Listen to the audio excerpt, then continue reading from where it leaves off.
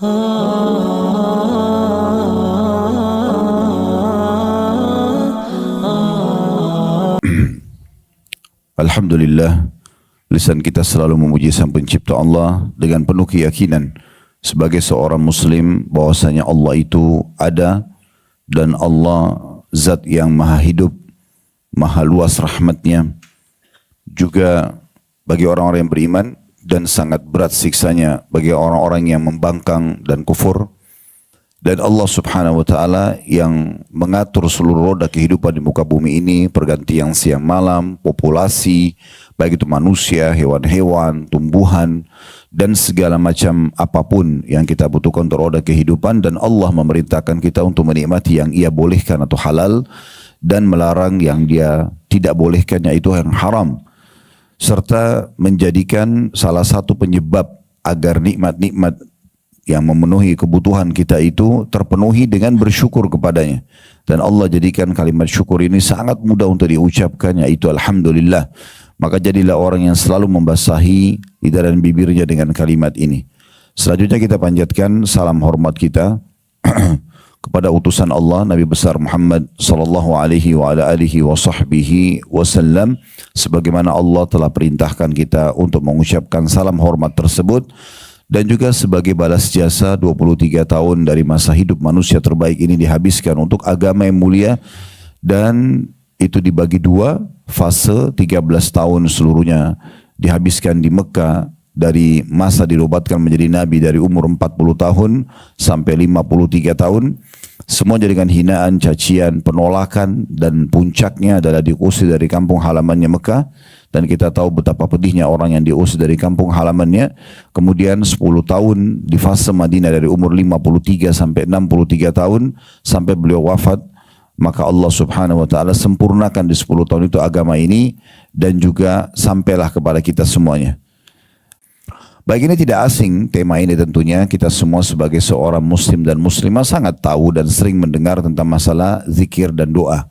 Hanya mungkin sekarang kita lebih menitik beratkan, ya, supaya bagaimana zikir dan doa ini lebih difahami dan lebih direnungi, diresapi, dan akhirnya dijadikan sebagai pola dalam kehidupan kita. Karena memang dua ibadah ini sangat mulia. Berzikir berarti mengingat Allah, dan doa berarti bermunajat dengan Allah. Di sini penulis satukan, biasanya dalam buku-buku dipisah, ya. Umumnya buku-buku dalam agama kita ini ditulis oleh para ulama, ada tentang zikir sendiri, ada tentang doa sendiri. Tapi di sini digabungkan oleh penulis, dan saya melihat beliau dalam bab ini coba mengambil poin-poin yang paling dibutuhkan dalam masalah zikir itu sendiri. Seperti misalnya bagaimana seseorang memahami zikir-zikir yang besar sekali pahalanya, ya, bisa berlipat ganda. Misalnya si A membaca subhanallah, si B juga membaca subhanallah. Bagaimana si A agar bisa mendapatkan lebih banyak pahala daripada si B? Ada yang diucapkan tambahan dalam zikirnya. Ini mungkin banyak luput dari kaum muslimin, dan akan dititikberatkan penjelasannya nanti insya Allah. Baik, berzikir ini adalah hal yang sangat baik, ya, hal yang sangat baik. Bahkan ini adalah perbuatan yang menunjukkan tingkat keimanan seseorang. Kapan lisan kita selalu berzikir, menyebut-nyebut nama Allah subhanahu wa ta'ala, berarti menandakan Allah pun sedang menyebut-nyebut kita. Karena demikianlah dijelaskan dalam hadis yang sahih, diriwayatkan oleh Bukhari, di mana hadis qudsi Nabi SAW mengatakan, Allah subhanahu wa ta'ala berfirman, kalau seandainya hambaku menyebutku, berzikir kepadaku sendirian. Misalnya Bapak Ibu lagi duduk sendirian sambil baca subhanallah sendirian. Maka kata Allah subhanahu wa ta'ala, aku pun menyebutnya di diriku sendiri. Jadi Allah pun sedang menyebut kita di saat itu. Makanya Allah mudahkan kita pun berzikir. Artinya lawannya apa? Kalau seandainya ada orang yang tidak berzikir, berarti Allah pun tidak menyebut dia. Dan kalau seandainya dia menyebut-nyebutku di depan halayak umum, tetap di tempat umum pun dia berzikir. Majelis ilmu seperti ini tetap disebutkan firman Allah subhanahu wa ta'ala, hukum-hukum yang disampaikan oleh Rasulnya Muhammad sallallahu alaihi wasallam, maka aku pun akan menyebut-nyebutnya dan membanggakan di depan golongan dan halayak lebih mulia daripada halayak yang sedang dia sebutkan, maksudnya para malaikat. Jadi memang zikrullah ini adalah luar biasa. Sampai pernah ada seorang sahabat Nabi itu mengatakan, ya Rasulullah, amalan apa kira-kira yang paling bagus, yang paling mulia, yang menandakan saya ini dekat sama Allah, saya juga ini aman dari siksaannya, maknanya seperti itu. Maka Nabi SAW mengatakan, la yazalu lisanuka ratban min dzikrillah. Lisanmu selalu saja basah dengan zikrullah. Ali bin Abi Thalib berkata radhiyallahu anhu, bila seorang hamba Allah mudahkan lisannya mengatakan astagfirullah, berarti menandakan Allah tidak ingin menyiksanya. Karena Allah mudahkan dia memohon maaf kepadanya. Karena kalau Allah mau, Allah buat tidak bisa kita berzikir. Berapa banyak orang yang punya kemampuan, lisannya sehat, tubuhnya sehat, tapi tidak bisa mengingat Allah subhanahu wa ta'ala. Zikrullah kalau di mutlak atau disebutkan ya secara khusus, maka dia adalah penyebutan nama-nama Allah subhanahu wa ta'ala. Ya subhanallah, alhamdulillah, Allahu akbar, itu namanya khusus, ya penyebutan khusus. Kalau disebutkan secara umum, maka semuanya yang mengingat Allah adalah zikir. Seperti orang berfikir, melihat penciptaan langit dan bumi, maka itu zikir namanya. Ya. Orang duduk introspeksi diri sendiri tentang dosa-dosa yang pernah dia lakukan, dia khawatir nanti Allah hukum, tentang amal-amal soleh yang dia sudah kerjakan, dia coba pikirkan bagaimana meningkatkan kualitasnya, kualitas khusyuk solatnya, kualitas bacaannya, kualitas sedekahnya dan segala macam. Ini bagian daripada zikir tapi secara global. Tapi kalau diitlakkan secara khusus, dia adalah yang dibasah atau membasahi lidah dan bibir kita dengan menyebut-nyebut nama Allah subhanahu wa ta'ala. Tentu keduanya kita kejar, ya. Tapi yang sedang kita bahas lebih kepada kekhususan penyebutan lisan di sini. Sementara kalau doa, karena ini kita masih bicara judul dulu ya.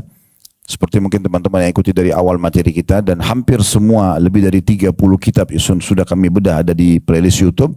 Pasti kalau kami bedah buku, insya Allah dengan izin Allah, kalau ada judul, maka saya biasanya fokus jelasin judul. Karena penjelasan setelah itu sangat berhubungan dengan judul yang sedang kita bahas. Kalau doa, doa itu adalah munajat, menyampaikan curhatnya kepada Allah. Itu doa. Ya. Saya sudah pernah sebutkan dan saya ulangi lagi dan akan sering saya ulangi. Curhat itu bukan pada manusia. Bukan pada teman, bukan pada pasangan hidup, bukan pada orang tua. Curhat itu pada Allah. Ini penempatan yang tepat. Kalau sama manusia, itu konsultasi iya, musyawarah iya, curhat nggak boleh. Ya. Karena kalau yang kita sedang ajak berbicara dan kita curhatin ini, semuanya kita tuangkan beban dalam hidup kita ini kepada seseorang. Kalau orang itu orang yang mencintai kita, kayak kedua orang tua misalnya, maka kita sedang membebankan hidup mereka.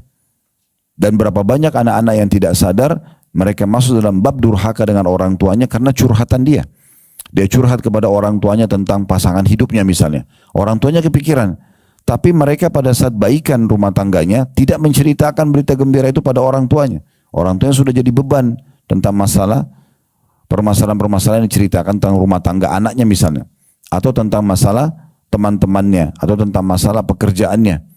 Harusnya dia bijaksana kalau dia pun menyampaikan masalahnya pada orang tuanya, dia juga menyampaikan solusinya kalau sudah ada. Tapi banyak tidak seperti itu.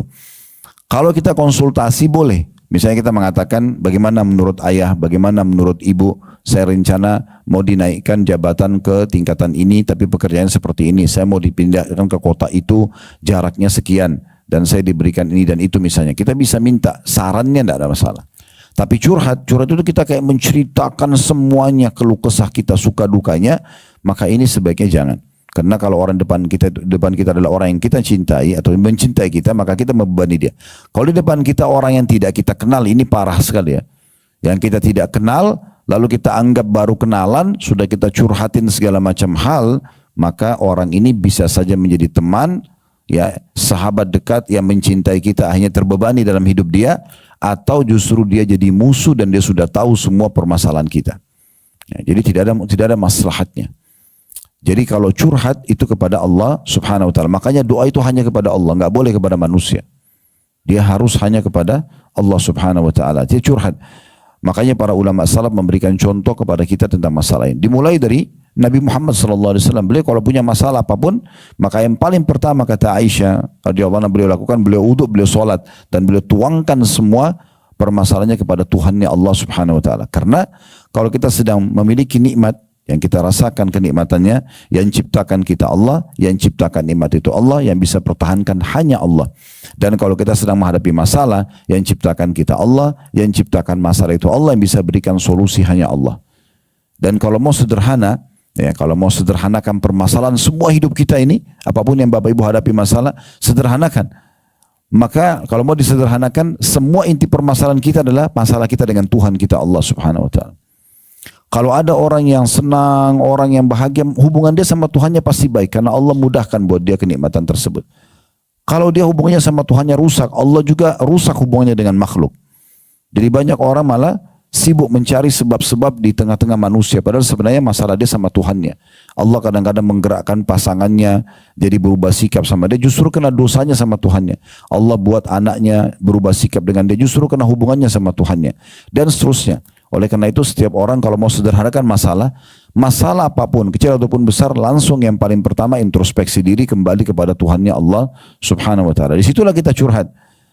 Salat, sujud, tuangkan semua kepada Allah. Ya Allah, aku merasa sumpah seperti ini, aku merasa begini dan begitu, aku sudah berharap mendapatkan ini dan itu tapi belum ya Allah, maka aku sampaikan kepadamu karena aku satu-satunya tempat untuk mengadu, untuk mengeluh, maka mudahkan, maka berikan, maka begini dan begitu. Ya. Kalau sama manusia tinggalkan, ya. Sekali lagi kalau konsultasi, contoh konsultasi kan jelas kalau kita lagi sakit sama dokter, ya, kita mengatakan misalnya, dok, saya sakit kepala sudah 3 hari, kira-kira apa obatnya? Nah, itu namanya konsultasi. Tapi kalau dok, sebentar, dengar dulu cerita saya ya. Nah ini, saya dari 1 minggu yang lalu makan ini, saya keluar ke sana, saya keluar kota, tidak ada hubungannya.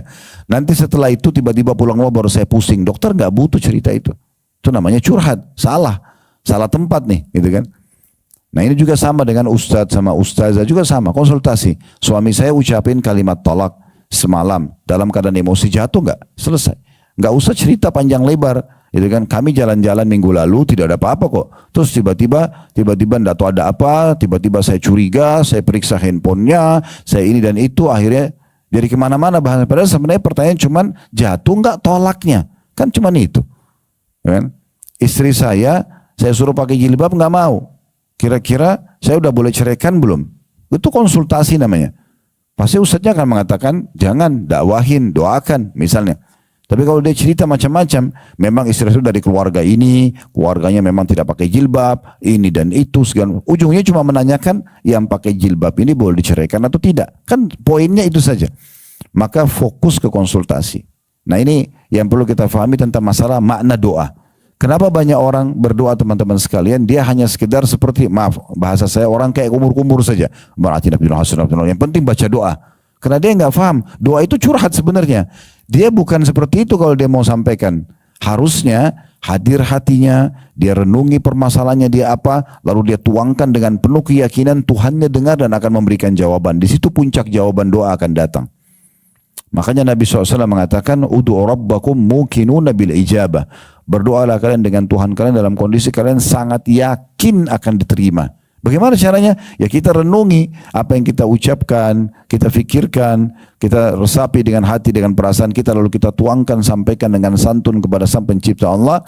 Nah disitulah puncaknya, ya karena Allah kata Nabi SAW tidak akan menerima doa, curhatan, penyampaian dari hati yang lalai. Ini dulu masalah definisinya ya, biar jelas. Jadi mulai hari ini kalau mau doanya diijabah, itu harus benar-benar ya dia ikutin doa tersebut, dia tuangkan kepada Tuhannya dengan penuh keyakinan Tuhannya mendengar, selama bukan yang haram dia minta, maka Allah akan kasih. Ya, maka Allah Subhanahu Wa Taala akan kasih. Dan Nabi SAW sudah mengatakan, tidak ada seorang muslim di muka bumi berdoa kecuali akan diberikan oleh Allah hanya saja melalui salah satu dari 3 tahapan. Bisa Allah berikan langsung. Ya Allah sembuhin penyakit saya. Maka tiba-tiba kita konsultasi dengan dokter, cocok, resep medikasi cocok, sembuh. Ya. Dan perlu difahami ya, Allah Subhanahu Wa Taala telah menciptakan sebuah sistem namanya sunnatullah. Sistem yang Allah telah buat itu tidak berubah-berubah. Kayak misalnya kita lagi lapar, lalu kita minta, ya Allah hilangkan lapar saya. Apakah laparnya akan hilang seketika? Tidak. Allah akan buat kita mendapatkan makanan, kita kunyah dulu, masuk ke usus kita, baru laparnya hilang. Itu sistemnya. Kita haus, Allah berikan kita dulu mendapatkan cairan, air, lalu kita minum, lalu basalah tenggorokan kita, lalu kemudian hausnya hilang. Kita capek, Allah buat kita ngantuk, tidur. Beberapa jam istirahat, barulah hilang capeknya. Nah seperti itu sistemnya. Ya. Oleh karena itu harus dinikmatin prosesnya. Jangan marah-marah dengan Allah, seakan-akan Allah belum kasih, gitu kan? Jadi Allah bisa kasih pada saat itu, atau Allah menghilangkan keburukan yang akan menimpa dia. Jadi misalnya Bapak Ibu sering baca Rabbana atina fid dunya hasanah wa fil akhirati hasanah wa qina adzabannar. Padahal sebenarnya mungkin kita lagi penuh nikmat. Rumah ada, pasangan ada, anak-anak ada, rezeki ada, makanan, minuman, pakaian, transportasi, semuanya ada. Tapi kita baca doa ini. Fungsinya untuk apa? Sementara nikmat semua ada. Dia bisa ya dihilangkan keburukan yang akan menimpa kita. Atau disimpankan dalam bentuk pahala yang dia panen pada hari kiamat. Dan ini yang paling menggembirakan bagi seorang muslim nanti pada hari kiamat adalah justru doa-doanya yang belum dia dapatkan balasannya di dunia. Karena dalam sebuah riwayat yang lain kata Nabi SAW, nanti pada hari kiamat akan ada orang yang didatangkan untuknya pahala bergunung-gunung. Banyak sekali. Dia pun kaget. Karena pada hari kiamat kita akan tahu dari mana sumber pahala kita. Tapi di saat itu ada sebagian orang yang tidak tahu. Dia bingung, ini dari mana? Dia tanya apa? Kata Nabi SAW, dia tanya kepada para malaikat, ini pahala dari mana?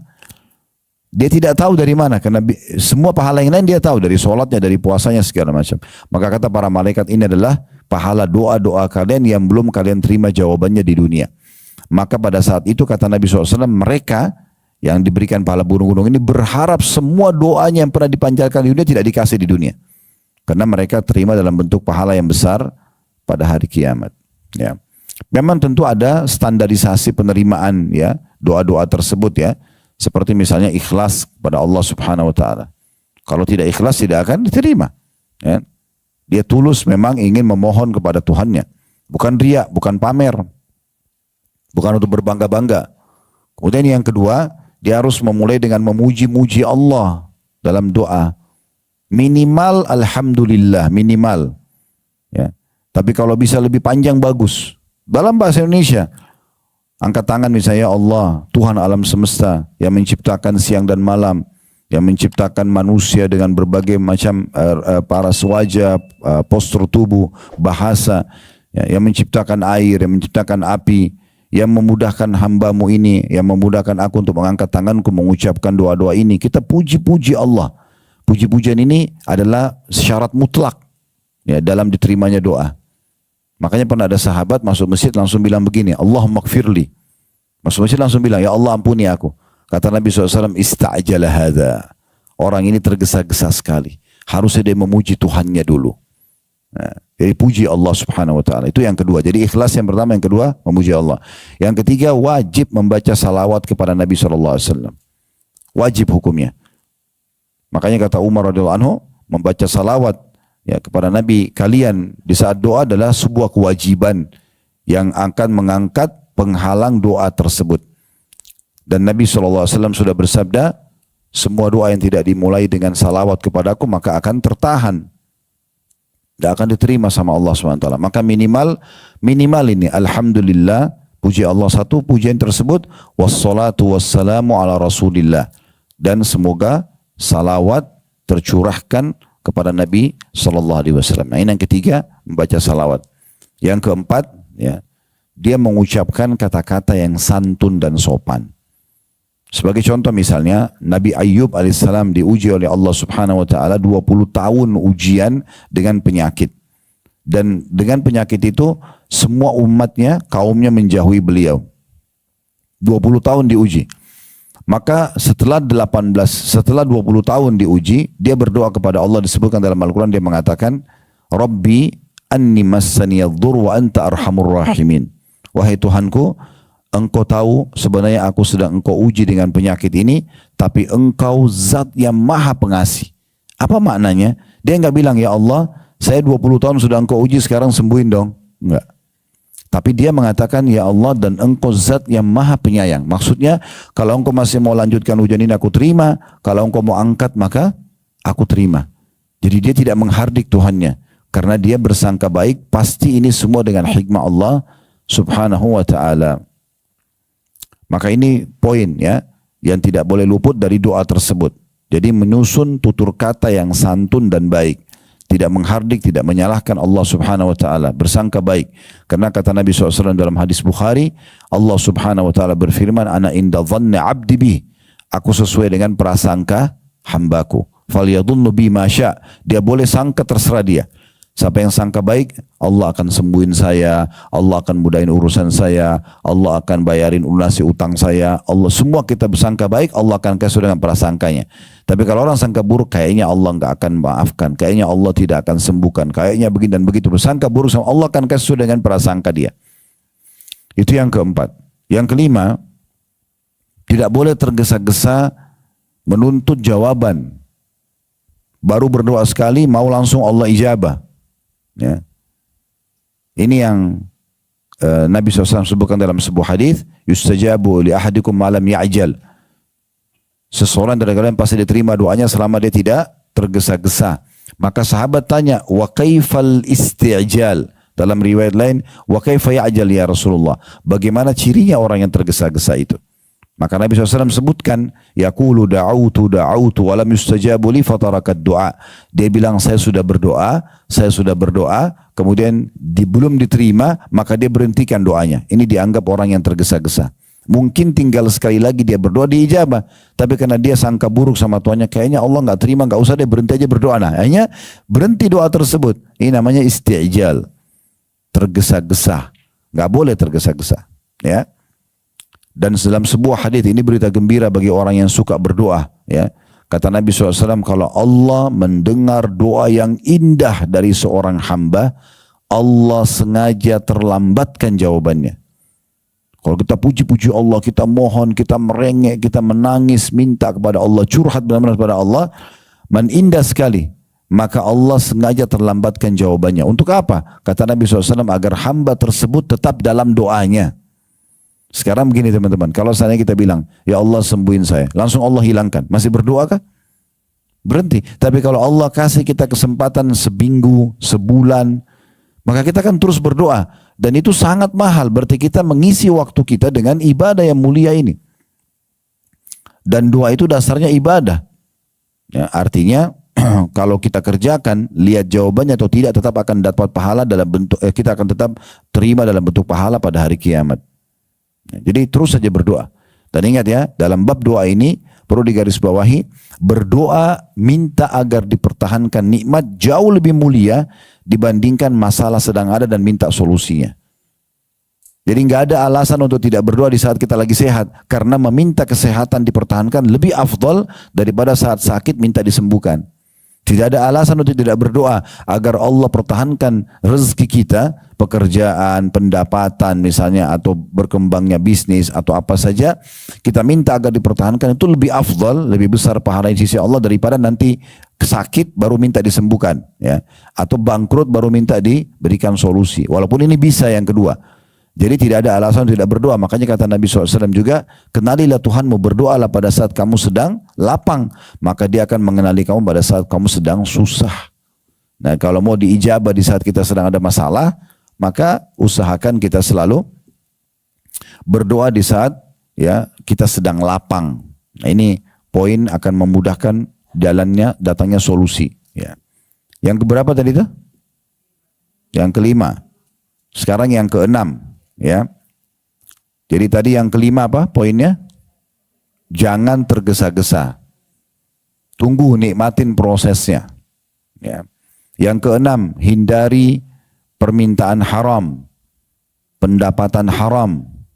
Ya, karena kata Nabi SAW, Inna Allah tayyibun la yakbalu illa tayyiba.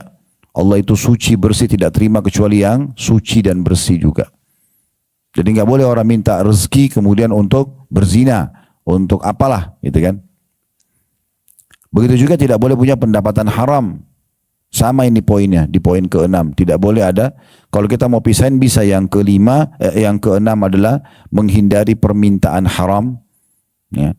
Kemudian itu yang keenam tadi ya. Yang ketujuh itu menghindari pendapatan haram. Ini soalnya dua poin yang berdekatan, bisa digabung, bisa dipisahin. Tapi kalau kita pisah lebih bagus. Karena kata Nabi SAW, ya, ada seseorang yang rambutnya kusut, bajunya lusuh, tidak punya alas kaki.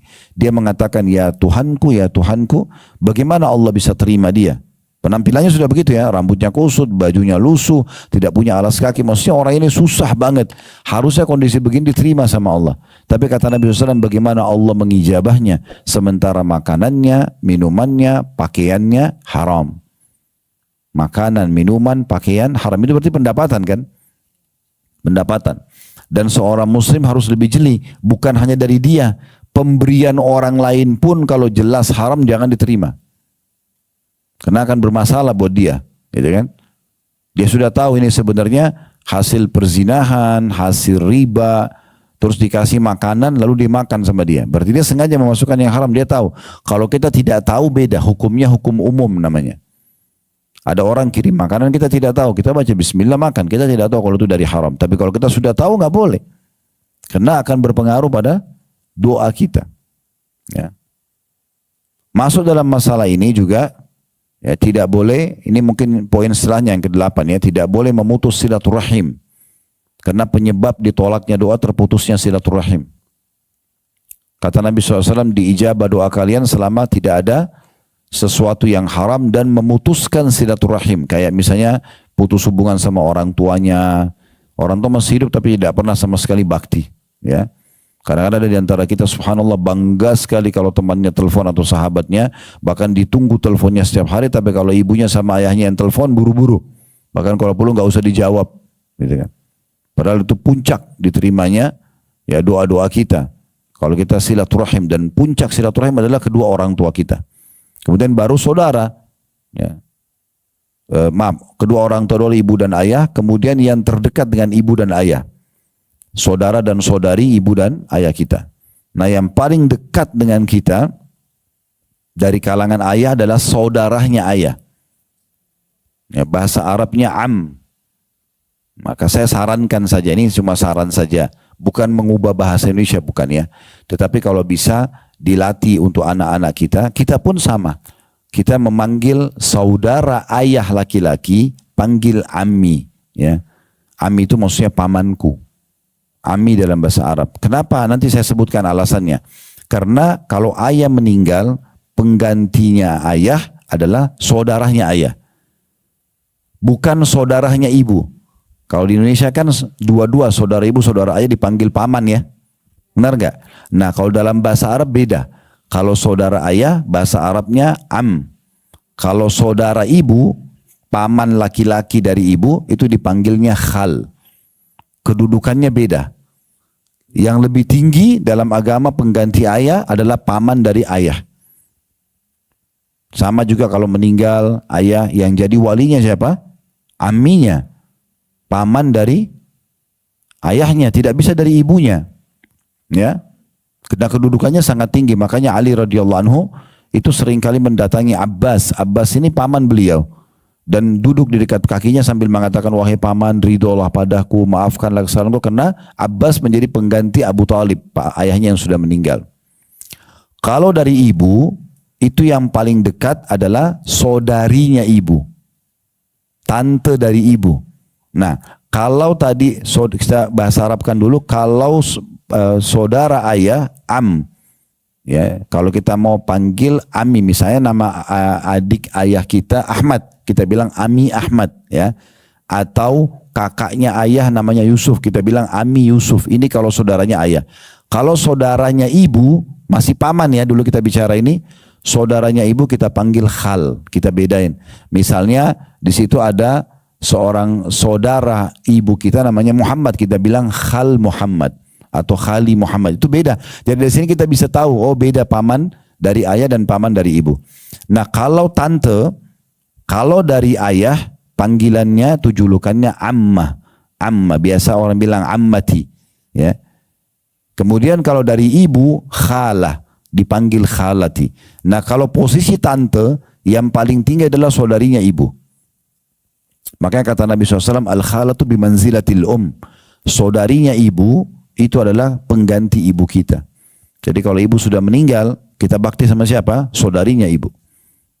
Persis seperti ibu kita bermuamalah. Kalau bertemu antara tante dari ayah dan tante dari ibu, kita dahulukan tante dari ibu. Kalau bertemu antara paman dari ayah dan paman dari ibu, kita dahulukan paman dari ayah.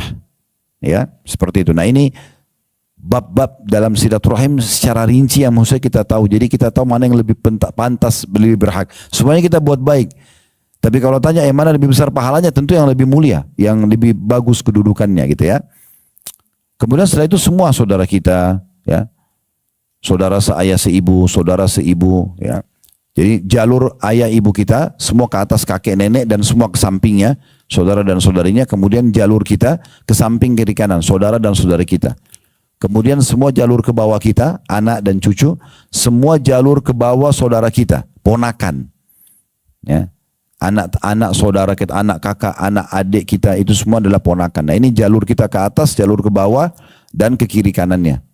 Ibu, ayah, kakek, nenek, dan saudara-saudarinya. Kemudian kita, saudara dan saudari kita. Kemudian anak kita, dan semua ponakan.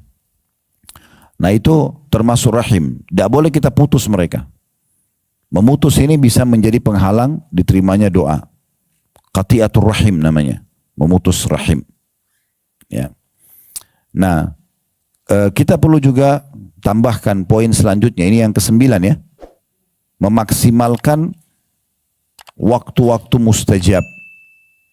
Jadi seperti pakai misalnya antara azan dan iqamah, sepertiga malam, pada saat hujan turun, ya, lagi puasa, ya. Terus kita juga ketemu sama orang tua atau orang soleh minta didoakan, ya. Musafir. Nah, ini semua maksimalkan.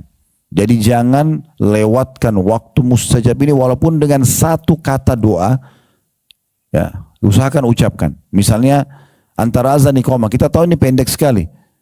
Pendek saja baca alhamdulillah wassalatu wassalamu ala rasulillah, ya Allah ampunilah aku. Terus iqamah, enggak apa-apa. Yang penting ada doa kita panjatkan karena itu diijabah. Karena itu diijabah. Termasuk juga yang perlu diperhatikan dalam masalah doa ini, tidak boleh mengucapkan kata-kata buruk ya. Itu mungkin bisa masuk di poin ke-10. Menghindari semua perkataan buruk. Jadi jangan karena emosi dengan pasangan, ya Allah matikan dia. Misal contoh, ya Allah ceraikan saja saya dari dia. Misal contoh. Atau anak-anak nyesal lahirin dia. Nah, ini nggak boleh semua. Kata-kata buruk nggak boleh. Kata Nabi SAW, jangan kalian ucapkan kata-kata buruk buat diri kalian, buat keluarga kalian, buat harta kalian, sehingga lewat malaikat mengaminkan, maka terjadilah. Ya. Saya sarankan.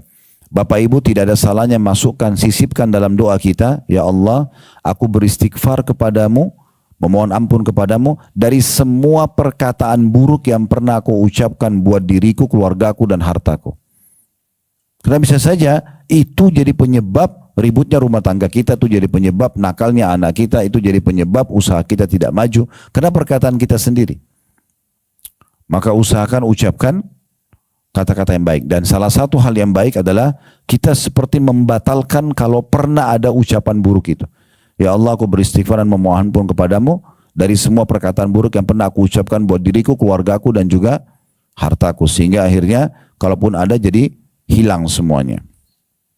Baik, kita itu semua gambaran tentang masalah zikir dan doa ya, masih di judulnya. Sekarang kita akan masuk, belum juga saya bacakan di buku kita ini.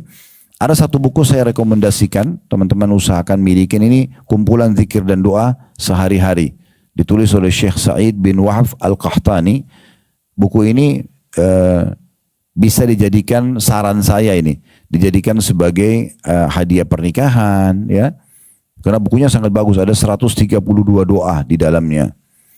Nah, buku ini sudah dicetak juga. Tentu kami juga sudah cetak dari Pustaka Ibnu Zaid, teman-teman bisa dapatkan. Dan kalau mau misalnya ada acara perkawinan, kemudian mau dikasih di lembaran depannya, mungkin ini adalah acara pernikahan fulan dan fulana, itu tidak ada larangan untuk menulisnya. Walaupun sebenarnya kalau dihindari lebih bagus ya, supaya jangan riak. Tapi ada orang kasih souvenir kadang-kadang nggak jelas. Tapi kalau buku kan bagus gitu kan. Dan harganya tidak seberapa contohnya. Atau kalau ada rezeki dibeli buku ini 40, 50 piece, 100 piece. Lalu kalau kemana-mana bawa kasih hadiah. Mampir di satu mall di musola titipin satu. Ketemu sama teman kasih ini hadiah dari saya ya. Ketemu sama siapalah orang dikasih ya.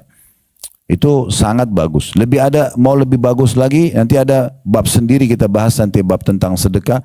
Itu juga kita ikutkan misalnya buku ini dimasukin dalam satu mukena misalnya ya. Mukena itu selalu kita bagi-bagiin ke orang, tidak harus juga mahal. Atau kalau laki-laki mungkin sarung, baju koko, itu sangat bagus. Nah di awal-awal buku ini saya bacakan karena saya lihat menarik sekali beliau tulis tentang masalah keutamaan berzikir. Salah satu yang saya selalu ingatkan diri saya dan saya ingatkan jemaah, kalau mau rajin mengerjakan satu jenis ibadah, usahakan mencari tahu tentang janji Allah di ibadah itu. Bapak Ibu kalau mau sedekah, jangan sedekah sampai sudah tahu dapat apa kalau sedekah. Mau sholat duha, jangan sholat duha sebelum sudah tahu apa saya dapatkan kalau saya sholat duha. Jadi kita tahu, oh saya kerjakan ini dapat itu loh. Dan memang semua ibadah, tidak terkecuali yang Allah perintahkan, kecuali pasti ada janjinya. Nggak ada yang tidak ada janjinya. Maka dengan tahu janjinya, oh saya kalau sholat duha dapat ini, sholat malam dapat itu, misalnya saya sedekah dapat ini, bakti orang tua dapat itu, haji dan umrah, berdoa dan segala macam. Kita jadi termotivasi untuk mengerjakan, sekaligus juga kita dapat ya satu resep luar biasa untuk konsisten, untuk istiqamah menjaganya. Karena setiap kali kita mau mengerjakan, kita jadi teringat keutamaan yang akan kita dapatkan. Masalah zikir ini diangkat oleh Syekh Sa'id dalam buku beliau di halaman satunya. Firman Allah Subhanahu wa taala, teman-teman bisa lihat dalam surah Al-Baqarah surah nomor 2 ayat 152. Al-Baqarah surah nomor 2 ayat 152 yang bunyinya fadhkuruni adzkurkum washkuruli wala takfurun. Kata Allah Subhanahu wa taala, karena itu ingatlah selalu kepadaku, niscaya aku ingat pula kepadamu. Orang yang suka berzikir berarti Allah pun ingat kepadanya. Ya, sudah saya jelaskan tadi pembukaan kita ya.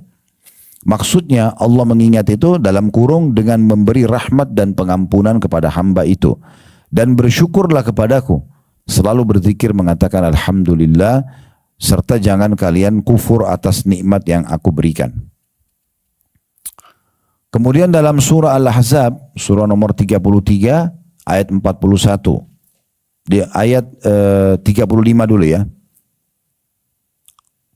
Ayat 35 bunyinya وَالذَّاكِرِينَ اللَّهَ كَثِيرًا وَالذَّاكِرَاتِ أَعَدَّ اللَّهُ لَهُمْ مَغْفِرَةً وَأَجْرًا عَظِيمًا. Surah nomor 33, surah Al-Ahzab ayat 35 ya. Laki-laki dan perempuan yang banyak berzikir kepada Allah atau menyebut nama Allah, maka Allah menyediakan untuk mereka.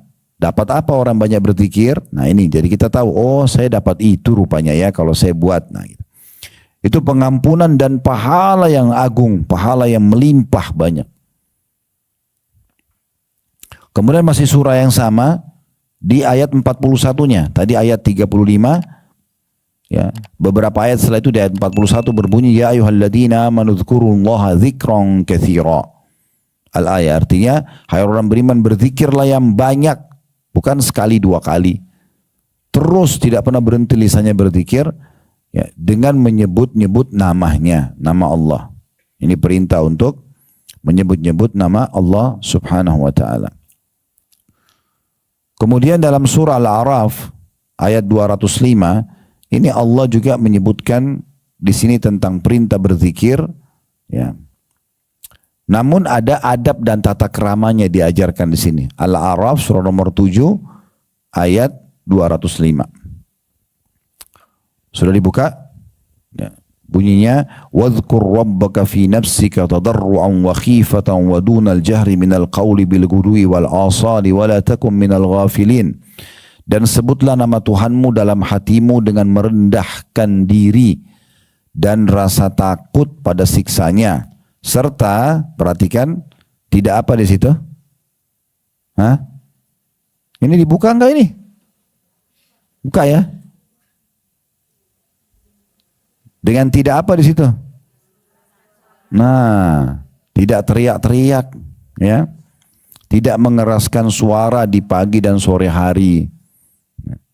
Dan janganlah kamu termasuk orang-orang yang lalai. Kalau zikir boleh bersuara, tapi jangan teriak-teriak.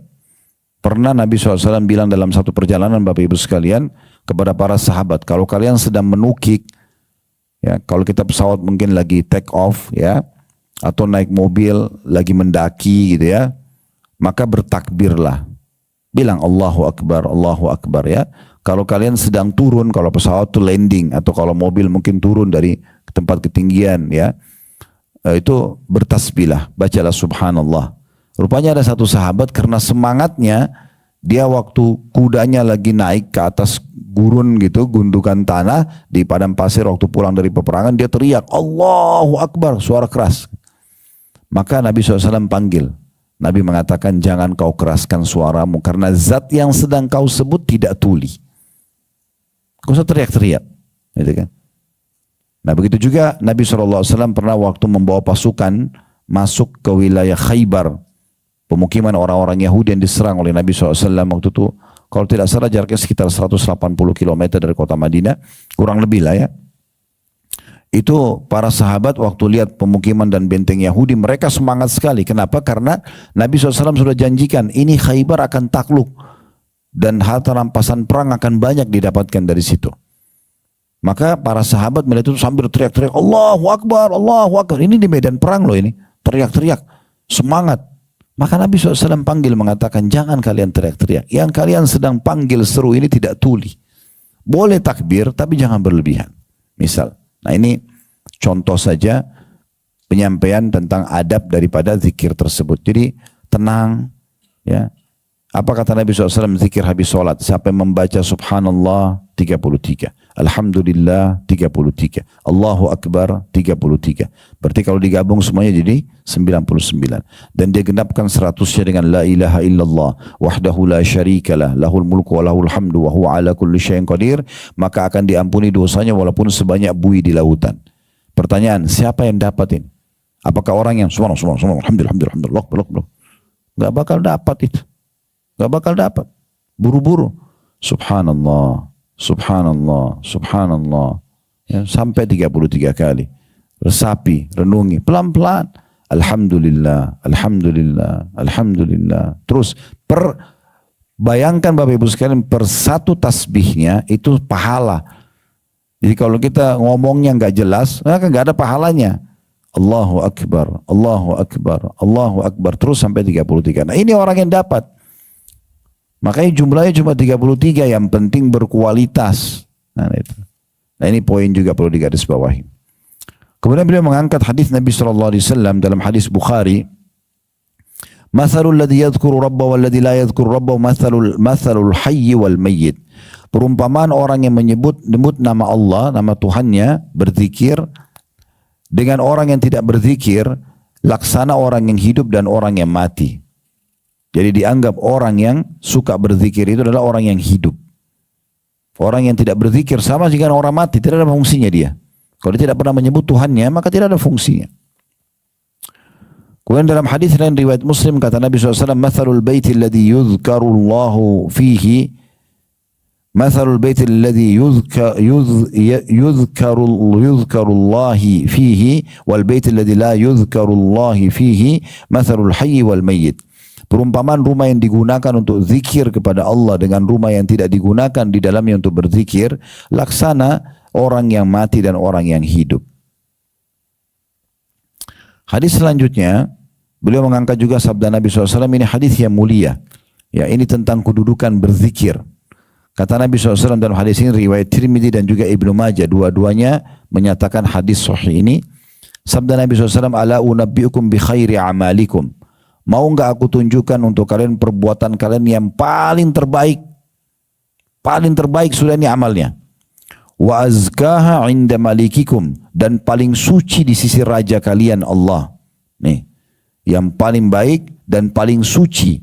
Wa arfa'iha fi darajatikum, dan yang paling cepat mengangkat derajat kalian nanti di surga. Wa khairi lakum min infaqiz zahabi wal warq, dan lebih baik juga, lebih besar pahalanya daripada kalian berinfak dengan menggunakan emas ataupun perak ataupun juga uang kertas, ya. Wa khairin lakum min an talqaw aduwakum fatadribu anaqahum wa yadribu anaqakum. Dan lebih baik bahkan pahalanya daripada kalian bertemu dengan musuh kalian lantas kamu memenggal leher mereka ataupun mereka memenggal leher kalian. Maksudnya kalian membunuh atau kalian dibunuh mati syahid di medan perang. Maka para sahabat serentak mengatakan qalu bala. Mereka mengatakan tentu ya Rasulullah. Siapa yang enggak mau ini? Amal yang paling terbaik, amal yang paling suci di sisi Allah, amal yang paling cepat mengangkat derajat, dan juga amal yang lebih baik daripada infak dengan emas dan perak, bahkan lebih baik daripada berperang di medan perang, terbunuh atau membunuh musuh. Maka kata Nabi SAW satu baris kalimat, ya, zikrullahi ta'ala, berzikir kepada Allah yang maha tinggi, berzikir kepada Allah yang maha tinggi.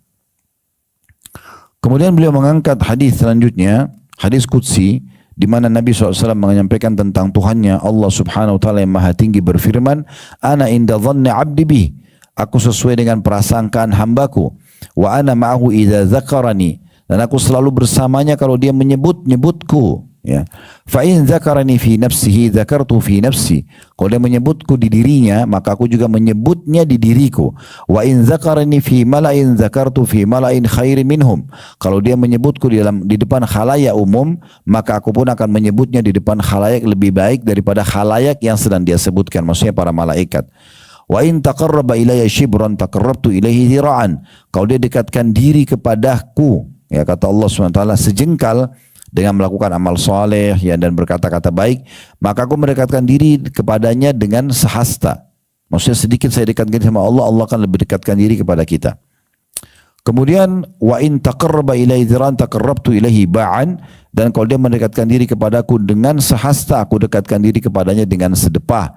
Wa in atani yamshi ataituhu harwalah. Kalau dia datang kepadaku dengan berjalan biasa, aku akan datang kepadanya dengan berjalan cepat. Hadis ini riwayat Bukhari Muslim.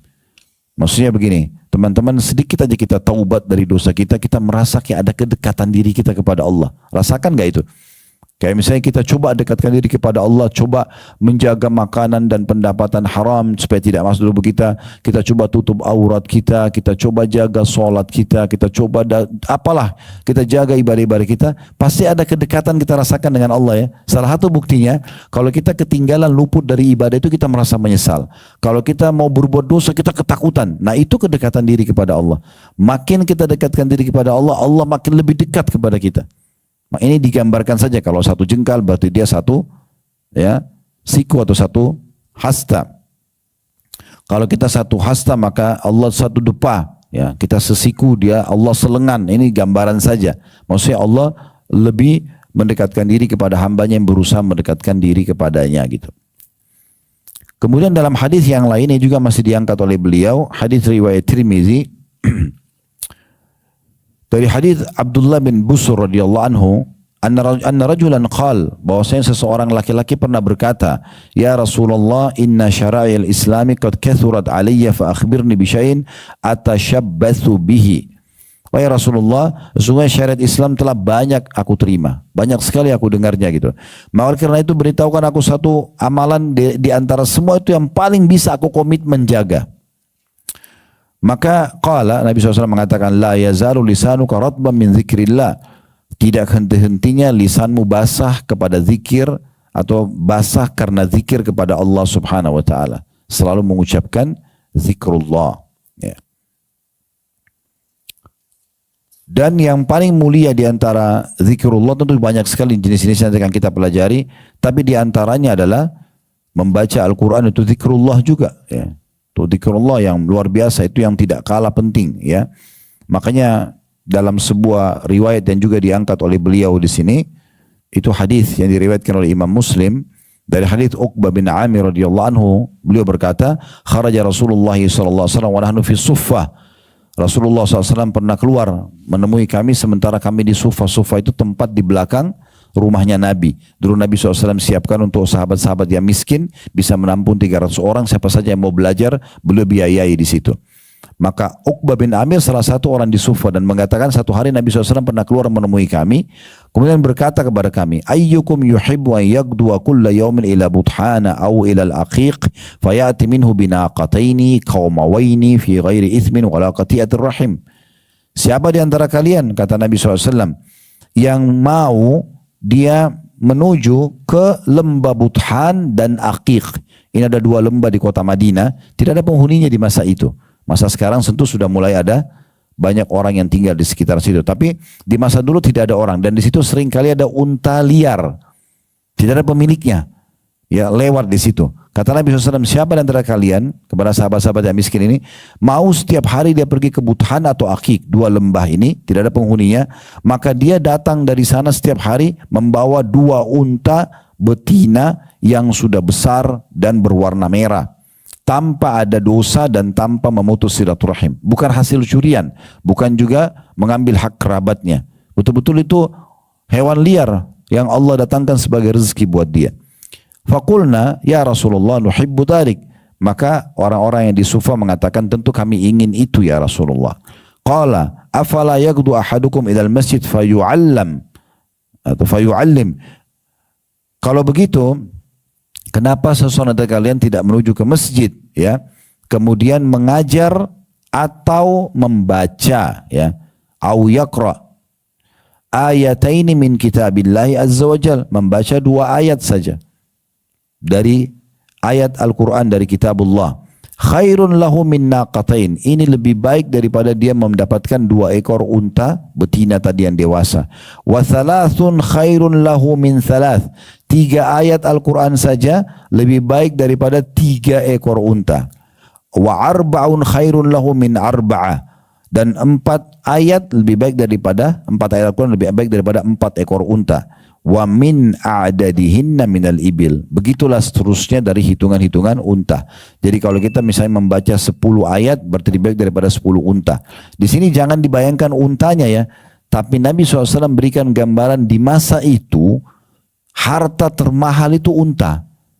Kayak kita sekarang mungkin punya mobil Alphard, punya mobil apalah Ferrari, itu unta. Apalagi kaum ini yang dewasa, yang sehat, yang sempurna. Dapat tiba-tiba. Siapa yang tidak mau tiap hari dikasih 2 mobil Alphard? Nah gitu. Supaya mudah difahami. Tanpa putus silaturahim, tanpa curi. Dikasih dapat bonus. Semua orang bilang tentu mau ya Rasulullah. Kata Nabi SAW, ingat 2 ayat lebih baik daripada 2 Alphard itu. Bahkan lebih baik daripada itu mungkin. Ya. 3 ayat lebih baik daripada 3. 4 lebih baik daripada 4. Maksudnya baca Quran, jangan tidak. Itu termasuk ya hal yang sangat mulia sekali. Sebagai penutup, beliau mengangkat juga tentang masalah ancaman justru bagi orang yang duduk dan tidak ada zikirnya sama sekali. Ya. Ini sebagai penutup penyampaian dalam buku ini ya. Hadis riwayat Abu Dawud, ya. Kata Nabi SAW, man qa'ada maq'adan lam yadhkurillaha fihi kanat alaihi minallahi tirah. Wa man ittaja'a madja'an lam yadhkurillaha fihi kanat alaihi minallahi tira. Siapa yang duduk di satu tempat lalu tidak berzikir kepada Allah di dalamnya, maka dia akan mendapat sesuatu yang tidak disenangi dari Allah. Jadi di sini bisa bermakna tira adalah ancaman bisa dihukum oleh Allah. Barang siapa yang berbaring di satu tempat lalai tidak berzikir kepada Allah, maka dia akan mendapatkan sesuatu yang tidak disenangi dari Allah. Dalam riwayat lain, ya riwayat Tirmidzi, kata Nabi SAW, ma jalasa qaum majlisan lam yadhkurullaha fihi wa lam yusallu ala nabiyihim illa kana alaihim tiratun fa in syaa 'adzabahum wa in syaa ghafara lahum. Apabila suatu kaum duduk di majlis lantas tidak berzikir kepada Allah dan tidak membaca salawat kepada nabinya sallallahu alaihi wasallam, niscaya mereka mendapat sesuatu yang tidak disenangi dari Allah. Apabila Allah berkehendak, maka dia Allah akan menyiksa mereka, dan apabila Allah berkehendak, maka dia akan mengampuni mereka. Riwayat yang terakhir, riwayat Abu Daud, ini 3 riwayat semuanya tentang ancaman orang yang tidak berzikir sama sekali. Kata Nabi SAW, ma min qaumin yakumuna min majlisin la yadhkuruna Allah fihi illa qamu am mithli jifati himarin wa kana lahum hasra. Setiap kaum yang berdiri dari satu majlis dan mereka sama sekali tidak pernah berzikir kepada Allah dalamnya, maka mereka laksana berdiri dari bangkai keledai dan mereka akan menyesal nanti pada hari kiamat. Ya. Berarti kita sudah dengarkan tentang masalah keutamaan berzikir, plus lagi tentang masalah ancaman orang yang tidak berzikir. Baik, sekarang kita akan masuk ke bagian pertama. Bisa dikasih angka 1 ya di cetangnya, itu di halaman 31 dari buku kita. Yang cetang pertama di halaman 31 kasih angka 1 di atasnya. Berarti ini materi pertama kita gitu ya. Kita akan bahas insya Allah atau kita akan sampaikan tentang penyampaian penulis berhubungan dengan masalah bagian zikir yang beliau ingin sampaikan kepada kita. Selain tadi keutamaan yang panjang lebar sudah kita sampaikan. Penulis mengangkat di sini riwayat Ibnu Abbas radhiyallahu anhuma dari Juwairiyah radhiyallahu anha. Juwairiyah istri Nabi sallallahu alaihi wasallam. Anna Nabi sallallahu alaihi wasallam kharaja min indiha bukratan hina shalla subha wa hiya fi masjidiha. Thumma raja'a ba'da an adha wa hiya jalisa. Faqala ma zilti 'ala al-hal allati faraqtuki 'alayha? Qalat na'am. Qala an-nabiy sallallahu alaihi wasallam laqad qultu ba'daki 4 kalimatin 3 marratin law wuzinat bima qulti mundul yawmi lawazanathunna subhanallahi wa bihamdihi adada khalqihi wa ridha nafsihi wa zinata arshihi wa midada kalimati. Bahwasanya istri Nabi SAW Juwairiyah radhiyallahu anha berkata, Nabi SAW keluar di pagi buta, maksudnya masih gelap dari rumah Juwairiyah untuk mendirikan sholat subuh. Sedangkan Juwairiyah berada di tempat sholatnya. Sekembali dari masjid di waktu duha, Juwairiyah masih duduk di tempat sholatnya. Rasulullah SAW bersabda, apakah engkau masih di tempat sholatmu ini sejak aku meninggalkanmu tadi pagi? Kata Juwairiyah, iya. Kata Nabi SAW, aku telah mengucapkan setelahmu 4 kalimat. Nah ini 4 kalimat yang perlu digarisbawahi ya, yang perlu kita hafal. 4 kalimat yang diucapkan, yang aku ucapkan 3 kali. Apabila ditimbang dengan semua bacaanmu dari subuh tadi sampai sekarang waktu duha, apapun yang kau baca, tapi karena kau tidak ikutkan dengan 4 potongan kalimat ini, maka pasti ucapanku yang 4 kalimat ini, kalau mau ditimbang dengan seluruh zikirmu, dari tadi kamu baca dari subuh sampai duha, maka beratnya akan menyamai beratnya bacaanmu. Apa yang Nabi SAW baca, Nabi ikutkan setiap zikir beliau dengan 4 kalimat ini. Ya, diperhatikan di situ ya. Nabi SAW mengatakan, Subhanallahi wa bihamdi. Ini salah satu jenis zikir ya. Subhanallahi wa bihamdi, maha suci Allah dan segala pujian baginya. Tapi mana yang dimaksud dengan 4 potongan? Ini. Adada khalqihi. Nah ini yang dimaksudkan ya. 4 kalimat ini. Adada khalqihi maksudnya sejumlah ciptaannya. Jadi dianjurkan teman-teman kalau habis baca subhanallah bilang adada khalqi. Baca alhamdulillah adada khalqi. Baca Allahu Akbar adada khalqi. Maksudnya kita ucapkan subhanallah sekali tapi kita berharap Allah kasih pahala sejumlah makhluknya. Itu kan banyak banget ya. Semua jumlah manusia, semua jumlah hewan-hewan dari semut, serangga jutaan, miliaran mungkin jumlahnya, serangga-serangga hewan semuanya, tumbuh-tumbuhan, bintang-bintang terjangkau oleh mata kita semua makhluknya. Jadi kita ucapin 1 kali alhamdulillah Allahu Akbar, tapi dengan adada khalqi, berarti Allah Akbar itu sejumlah yang kau ciptakan dari makhlukmu ya Allah. Ini kalimat mahal ya. Harus dihafal ini, adada khalqi. Kemudian yang kedua ya, waridha nafsih, dan keridhaan dirinya, maksudnya sampai Allah ridha. Kita kasih contoh rasional. Teman-teman kalau masuk ketemu sama seorang pemimpin, raja, presiden, ya, mungkin kalau kita puji dia sekali saja, biasa aja. Misalnya kita mengatakan Pak Presiden yang terhormat atau Raja yang mulia, misal. Beda nggak kira-kira kita ucapin itu sekali dengan kita ucapin 10 kali. Misalnya setiap puji-pujian, setiap kali ngomong, siapa presiden, baik sang raja yang mulia, kita ulangi. Kalau sudah 10 kali kita ulangi, 20 kali kita ulangi, tentu kita lebih dimuliakan dibandingkan kita cuma ucapin sekali. Kalau ada orang cuma mengatakan Pak Presiden yang mulia, tapi setelahnya sudah tinggal panggil nama saja, nggak panggil lagi dengan pujian, pasti beda ya. Nah, di sini tanpa kita samakan Allah dengan makhluknya, tapi di sini kita seakan-akan minta, ya Allah, subhanallah yang saya ucapkan ini ridha nafsik, sampai kau ridho. Walaupun aku ucapin sekali, tapi anggap ini seperti sudah berulang kali aku ucapin, ya Allah. Itu berarti mencapai keridhaan Allah subhanahu wa ta'ala. Yang ketiga, wazinata arsyih, seberat arshnya. Arshnya Allah, singgasana Allah itu makhluk Allah yang paling besar. Ya. Tidak ada yang mengalahkan besarnya arsh. Arsh itu singgasana.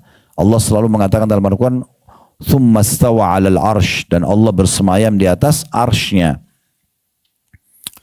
Nah, sudah hafal ayat kursi ya? Ayat artinya tanda-tanda, bukti. Kursi itu walau bahasa Indonesia tempat duduk ya. Kalau bahasa Arab itu kursi artinya pijakan kaki raja di singgasana. Jadi kalau raja mau naik ke singgasananya itu ada pijakan kakinya, itu bahasa Arabnya kursi. Allah gambarkan tentang kursinya Allah di singgasananya. Itulah ayat kursi yang pada saat turun banyak sekali setan yang mati terbakar, bisa mengusir setan, bisa menyelamatkan kita dari gangguan-gangguan setan. Itu karena memang ayat ini agung sekali. Di antara yang kita baca di ayat kursi adalah wasi'a kursiyuhu samawati wal ard. Wasi' artinya telah meliputi, telah menutupi, kursiyu pijakan kakinya di singgasananya as-samawati wal ard. Jadi bisa dibayangkan berapa besarnya kursinya Allah itu. Ya, karena dia meliputi seluruh alam semesta ini, seluruh langit dan bumi. Nah, arsh itu lebih besar daripada kursi. Maka kita minta zikirku ini, ya Allah, Allahu Akbar sekali aku baca ini, selain ya adada khalqika, sejumlah ciptaanmu, waridha nafsika, sampai engkau ridho dan menerimanya, kemudian wazinata arsyika, dan seberat arshmu. Ini Allah yang ajarkan kepada kita. Berarti luar biasa besarnya pahala ini pada satu kali zikir. Apalagi kalau kita baca 100 kali lalu kita baca lagi adada khalqika, waridha nafsika, wazinata arsyika, itu berarti 100 kali dikali semua itu. Ya.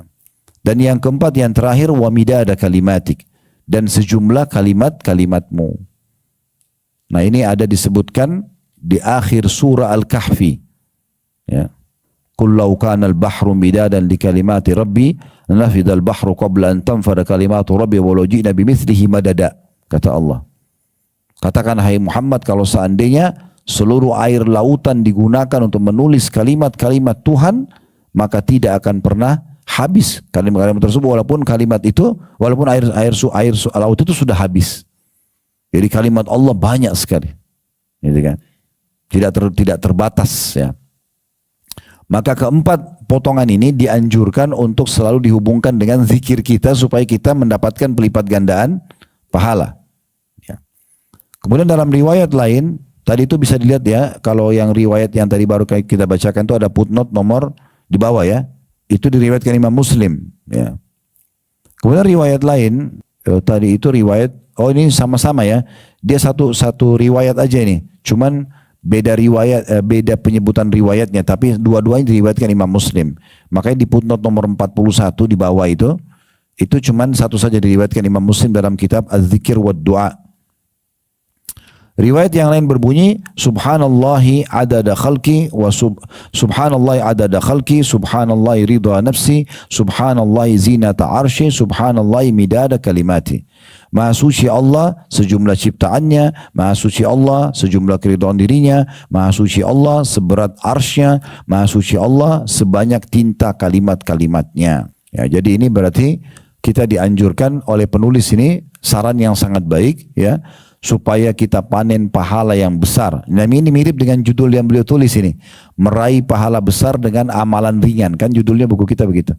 Nah, beliau ingin menyampaikan kalau zikir jangan zikir aja. Terbukti Juwairiyah radhiyallahu anha, istri Nabi SAW, berzikir tapi tidak kena diikuti adada khalqi wa ridha nafsi wa zinata arsy wa midada kalimati. Maka Nabi SAW mengatakan, aku sudah ucapkan kalimat 4 potongan ini. Kalau ditimbang dengan semua zikirmu dari habis subuh tadi sampai duha, maka pasti akan bisa menyamai atau bahkan mengalahkannya. Karena